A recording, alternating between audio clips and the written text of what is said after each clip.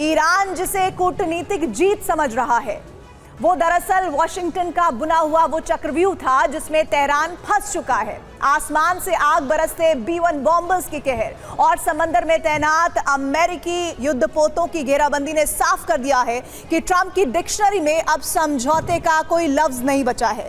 अब सिर्फ और सिर्फ पूर्ण विध्वंस है। तेल की अर्थव्यवस्था को घुटनों पर लाने और प्रॉक्सी नेटवर्क के लैंड ब्रिज को नेस्त नाबूद करने की ऐसी बिसात है जिससे ईरान के अस्तित्व पर बड़ा संकट नजर आ रहा है। अमेरिका ने विध्वंस का पहला ट्रेलर दिखाया है जिसमें युद्ध में पहली बार B-1 बॉम्बर का इस्तेमाल किया है।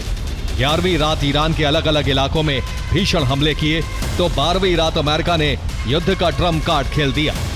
B-1 बॉम्बर ने पहुंचकर ईरान में भारी तबाही मचा दी।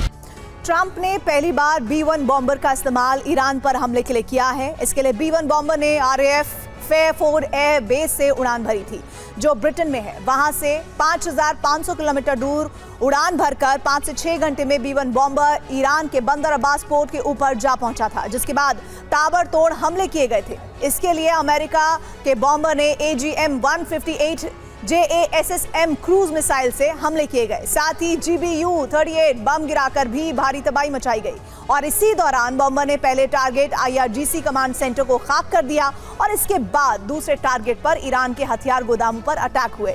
फिर तीसरे टारगेट ईरान के द्वीपों पर बनाई मिसाइल सिटी को तबाह किया गया। फिर चौथे नंबर पर सुरंगों में बनाए ड्रोन स्टोरेज फैसिलिटी को ध्वस्त करने की कोशिश की। हालांकि इस दौरान हमला रोकने के लिए एक्टिव हुए एयर डिफेंस सिस्टम को भी मार गिराया, जबकि होर्मुज के पास द्वीपों पर भी कई बम गिराए गए। अमेरिका ने नए सिरे से ईरान की घेराबंदी शुरू कर दी है। 5 मोर्चों पर युद्धपोत तैनात किए हैं। पहला जाल भूमध्य सागर में बिछाया है जहां 4 गाइडेड मिसाइल डिस्ट्रॉयर की तैनाती है। दूसरा जाल लाल सागर में है जहां 4 गाइडेड मिसाइल डिस्ट्रॉयर बाबल मंदेब के पास लगाए गए हैं। तीसरा जाल हिंद महासागर में है जिसमें एक एम्फीबियस ट्रांसपोर्ट डॉक, एक डॉक लैंडिंग शिप और एक एम्फीबियस असॉल्ट शिप तैनात किया गया है।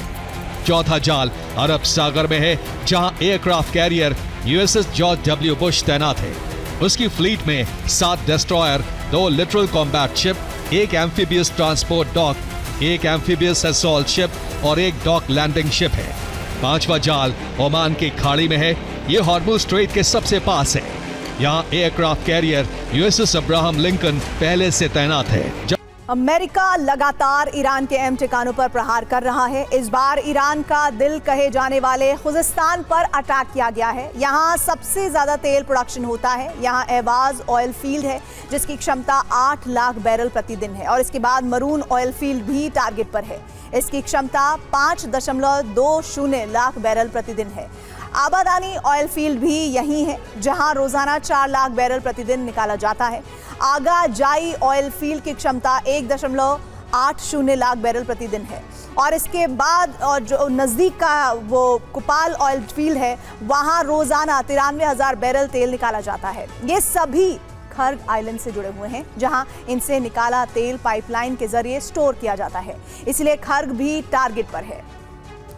पाकिस्तान के अलगाववादी गुटों में एहवाजी अरब अलगाववादी गुट इस प्रांत का सबसे सक्रिय गुट है। इसके अलावा ASMLA यानी Arab struggle movement for the liberation of Ahwaz भी सक्रिय है। साथ ही एहवाज नेशनल रेजिस्टेंस और ME के मुजाहिदीन एक खल्क भी ईरान में तख्ता पलट के लिए अमेरिका के इशारे पर काम कर रहा है। यानी ईरान से आगे इराक, फिर सीरिया और लेबनान तक अपने प्रॉक्सी को पैसा और हथियार पहुंचते थे, वो अब नहीं पहुंच पाएंगे।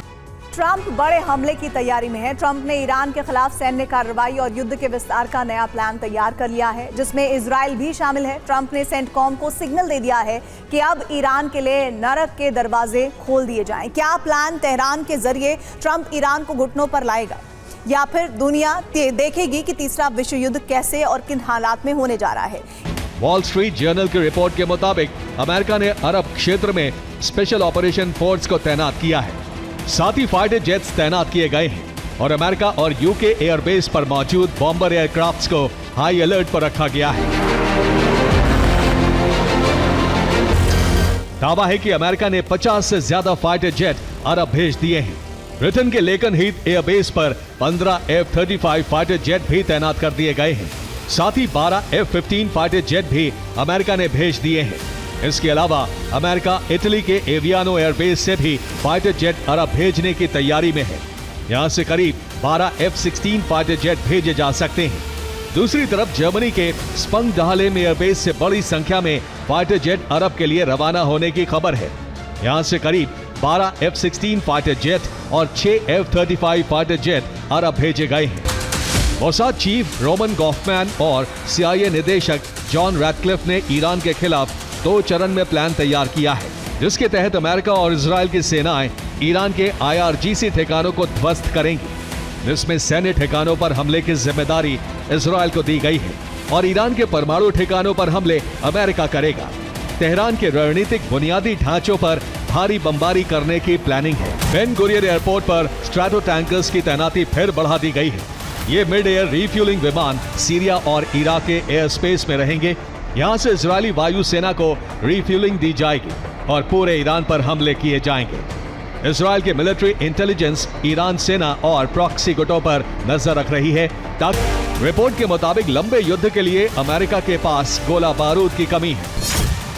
अमेरिकी हमले और रक्षा से जुड़ी मिसाइलों का स्टॉक घटता जा रहा है। अमेरिका कुछ हफ्ते से ज्यादा जंग जारी रखने की स्थिति में नहीं है।